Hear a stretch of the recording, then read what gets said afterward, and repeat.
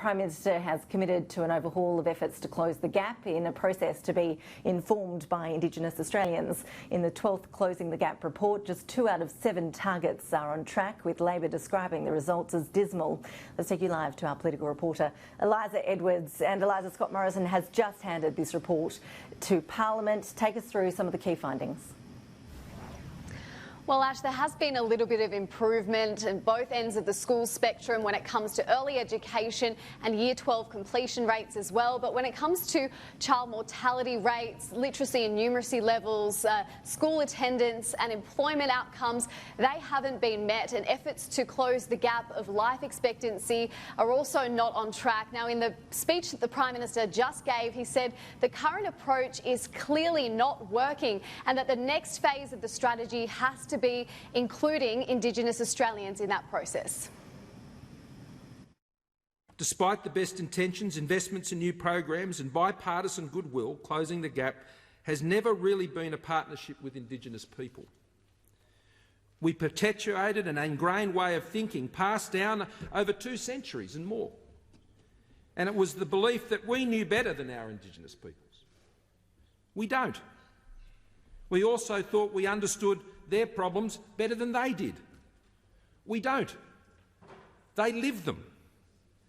We must see the gap we wish to close, not from our viewpoint, but from the viewpoint of Indigenous Australians, before we can hope to close it and make a real difference.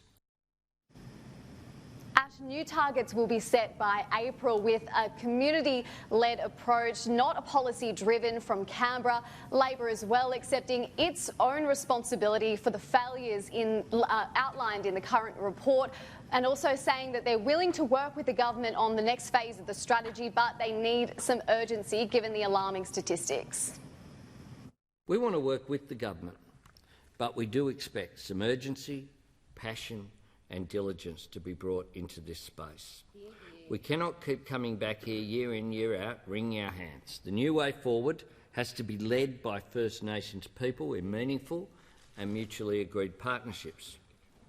That way forward has been mapped out for us in the Uluru Statement, a document of unadorned power to which Labor is fully committed.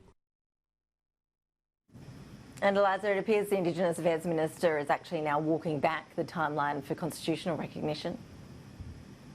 Yeah, that's right, Ash. There is a lack of consensus in the coalition party room on the best way forward when it comes to Indigenous recognition in the Constitution. A couple of Liberal senators spoke out against a lack of consultation in the party room yesterday. And when I spoke to him earlier, Ken Wyatt was no longer committing to holding a referendum on this issue by June 2021, so appearing to walk that back.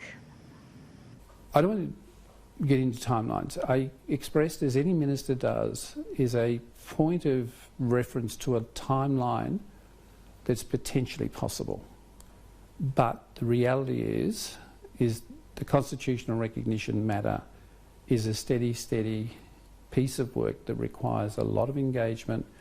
It'll require engagement not only of ordinary, everyday Australians and our own people. It'll require engagement within my own party with all of my colleagues, and we have a process that goes to party room and cabinet at various phases of that work, and we've not done that. We haven't started that because that's not the front end of what I want to do. The front end is making a difference on a daily basis to the lives of Indigenous Australians. In the speech he just gave, the Prime Minister recommitted to Indigenous recognition in the Constitution. Labor saying that process should be driven by the Uluru Statement of the Heart.